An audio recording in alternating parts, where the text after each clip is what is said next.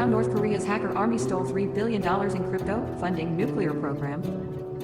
Regime has trained cybercriminals to impersonate tech workers or employers, amid other schemes. By Robert McMillan and Dustin Bowles. June 11, 2023, 9 a.m. Eastern Time. Last year, an engineer working for the blockchain gaming company Sky Mavis thought he was on the cusp of a new job that would pay more money. A recruiter had reached out to him via LinkedIn, and after the two spoke over the phone, the recruiter gave the engineer a document to review as part of the interview process. But the recruiter was part of a vast North Korean operation aimed at bringing in funds to the cash-poor dictatorship. And the document was a Trojan horse malicious computer code that gave the North Koreans access to the engineer's computer and allowed hackers to break into Sky Mavis.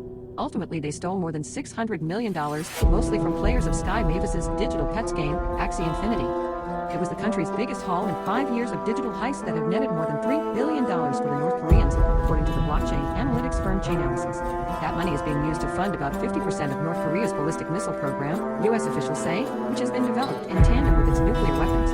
Defense accounts for an enormous portion of North Korea's overall spending. The State Department estimated in 2019 Pyongyang spent about $4 billion on defense, accounting for 26% of its overall economy. Although Sky Mavis has now repaid victims of the cyber attack, the incident threatened the very existence of the then 4-year-old company, said Alexander Larson, the firm's chief operating officer. When you look at the amount of funds stolen, it will look like an existential threat to what you are building. The incident also caught the attention of the White House, where it and other North Korean crypto attacks throughout 2022 have raised grave concerns. The real surge in the last year has been against central crypto infrastructure around the world, with large sums, like Sky Mavis, leading to more large-scale heists, said in President Biden's deputy national security advisor for cyber and emerging technology. It has driven us to intensely focus on countering these activities.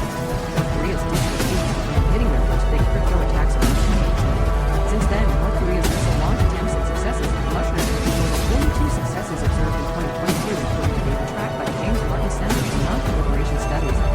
U.S. officials cautioned on some of these unknown combination sources of funds amid Western sanctions that it is not possible to have a precise understanding of the role crypto theft is playing in the increased rate of missile tests. But the test buildup by Kim Jong-un's reclusive regime has occurred at the same time as a concerning upswing in crypto heists. Roughly 50% of North Korea's foreign currency funding for purchasing foreign components for its ballistic missile program is now supplied by the regime's cyber operations, Neuberger said. That is a sharp increase from earlier estimates, which had put the figure at a third of overall funding for the programs. U.S. officials say North Korea has built what is essentially a shadow workforce of thousands of IT workers operating out of countries around the world, including Russia and China, who make money, sometimes more than $300,000 a year, doing mundane technology work. But this workforce is often linked up with the regime's cybercrime operations, investigators say. They have pretended to be Canadian IT workers, government officials, and freelance Japanese blockchain developers. They will conduct video interviews to get a job or, as with the Sky Mavis example, masquerade as potential employers.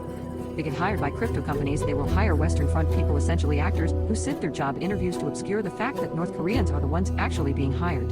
Once hired, they will sometimes make small changes to products that allow them to be hacked, former victims and investigators say. Starting 2 years ago, hackers linked to North Korea began infecting U.S. hospitals with ransomware, a kind of cyber attack where hackers lock up a victim company's files and demand payment for their release to raise money, U.S. officials say. It seems like a modern-day pirate state, said Nick Carlson, a former FBI analyst who works for the blockchain tracing firm TRM Labs. They're just out there raiding. Carlson and others in the cryptocurrency industry say that weeding out these fake IT workers is a constant problem. International experts have long said that North Korea has been developing a digital bank-robbing army to evade harsh sanctions and support its ambitions to project geopolitical power through nuclear weapons and ballistic missiles. A 2020 United Nations report found that the regime's revenue-generating hacking has proven to be low risk, high reward, and difficult to detect, and their increasing sophistication can frustrate attribution. For years, the U.S. and other Western governments blamed North Korea for a string of brazen, and sometimes haphazardly executed, cyber attacks, ranging from the 2014 hack of Sony Pictures to a massive global ransomware attack in 2017. But the country has increasingly sought to focus its cyber attacks on generating cash, while dramatically improving its technical sophistication to pull off large-scale thefts, according to U.S. officials and security experts. Most nation-state cyber programs are focused on espionage and attack capabilities for traditional geopolitical purposes, for recovering terrorism. The North Koreans are focused on theft, a hard currency to get around the rigor of international sanctions. In 2016, hackers linked to North Korea stole $81 million from the Central Bank of Bangladesh, part of an attempted $1 billion cyber heist that was disrupted by the Federal Reserve Bank of New York. The North Koreans also have stolen money from ATMs and even made more than $100,000 in cryptocurrency from a quickly spreading worm called WannaCry, but nothing has been as lucrative as their string of crypto heists, which began in earnest in 2018, according to Aaron Plant, the vice president of investigations with Chainalysis. They were really early into crypto, and they were some of the most advanced users of crypto early on. At the same time, Pyongyang has been showing more audacity with social engineering. Its hackers are getting more technically sophisticated.